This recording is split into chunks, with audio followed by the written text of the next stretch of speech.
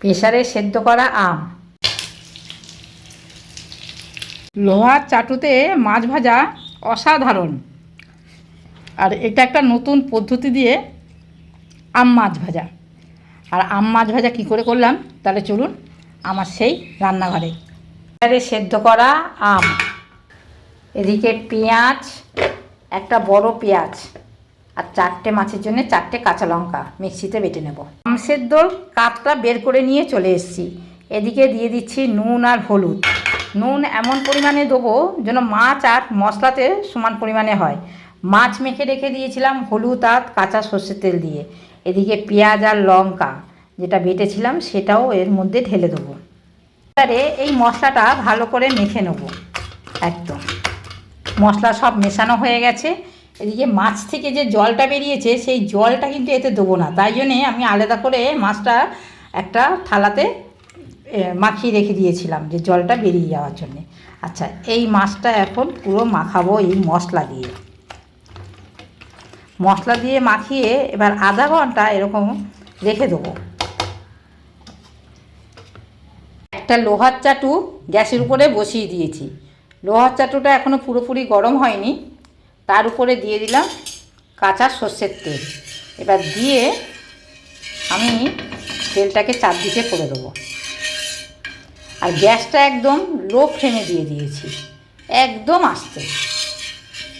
আচ্ছা, তেলটা পুরোপুরি গরম হতে দিচ্ছি না, তার আগেই দিয়ে দিচ্ছি মাছ। আর এই মাছগুলো যেন মশলাতে ভর্তি হয়ে থাকে সেইভাবে দেবো। একটা একটা করে মাছ, দুটো মাছ দেবো, কারণ চাটুটা ছোটো তো, তাই জন্যে 4টে মাছ ধরবে না। আচ্ছা, এর উপরে দিয়ে দেবো মশলা, অর্ধেকটা মশলাই এতে দিয়ে দেবো। এইভাবে দিয়ে দিয়েছি। এবার মাছটা আস্তে আস্তে ভাজা হোক। গ্যাসটা তো একদম আস্তে দিয়ে দিয়েছি। এবার মাছটা সেদ্ধ হওয়ার জন্যে একটা চাটু সমান থালা ঢাকা দিয়ে দেবো। মাছটা ভাজা একটা বেশ সুন্দর গন্ধ বেরিয়ে গেছে। এইবার মাছটাকে দেবো ঘুরিয়ে।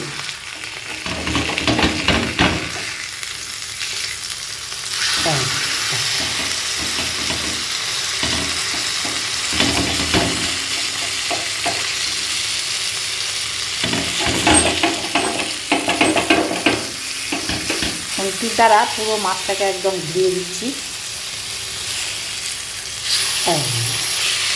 একটু মাছের ছালটা উঠে গেছে, তাতে কিছু হবে না, অসুবিধা কিছু নেই। এই মাছের যে মশলাটা আছে সেটা মাখিয়ে দিচ্ছি। আবার পারলে আর একবার ওই পিঠটাও ভাজা করে নেবো আবার। এই দেখুন, উপরে যে কাঁচা মশলাটা রয়েছে আবার মাছটাকে আমি ঘুরিয়ে দেবো।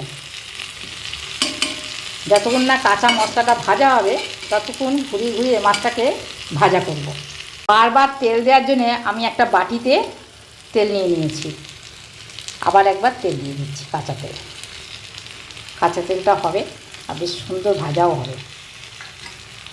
আবার ঢাকা দিয়ে দিচ্ছি।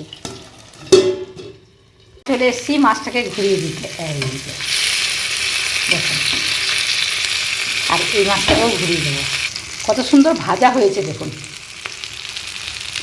গন্ধে খাওয়া হয়ে যাবে ভাত। এবার দেখুন, যে মশলাগুলো ছিল সব কিন্তু ভাজা হয়ে গেছে আস্তে আস্তে। এবার মাছটাকে তুলে নেব।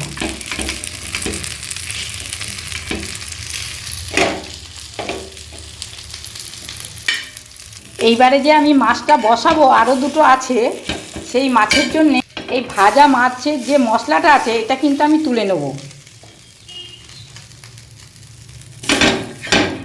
কারণ এই মশলার মধ্যে যদি ভাজা দিই আবার তাহলে কিন্তু মাছটা পোড়া লাগবে। এই দেখুন, সব মশলা তুলে নিয়েছি। এবার আবার তেল দিয়ে দিচ্ছি আরও যে দুটো মাছ আছে সেই দুটো ভাজা করার জন্য। তাহলে এইভাবে ওই দুটো ভাজা করে নেব।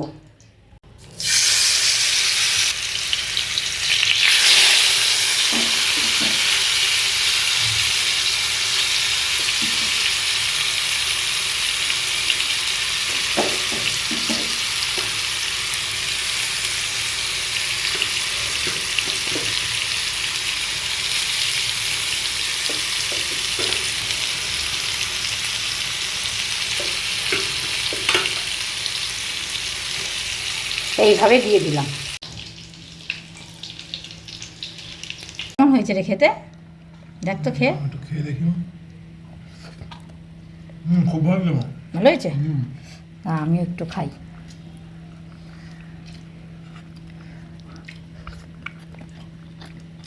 দারুণ হয়েছে, মানে এত সুন্দর হয়েছে সে বলে বোঝানো যাবে না। যেমনি ঝাল তেমনি টক তেমনি মাছের টেস্ট, বলো বাবু? তাহলে বন্ধুরা আসি, টাটা বাই বাই, সবাই ভালো থাকবেন, সুস্থ থাকবেন আর সাবধানে থাকবেন।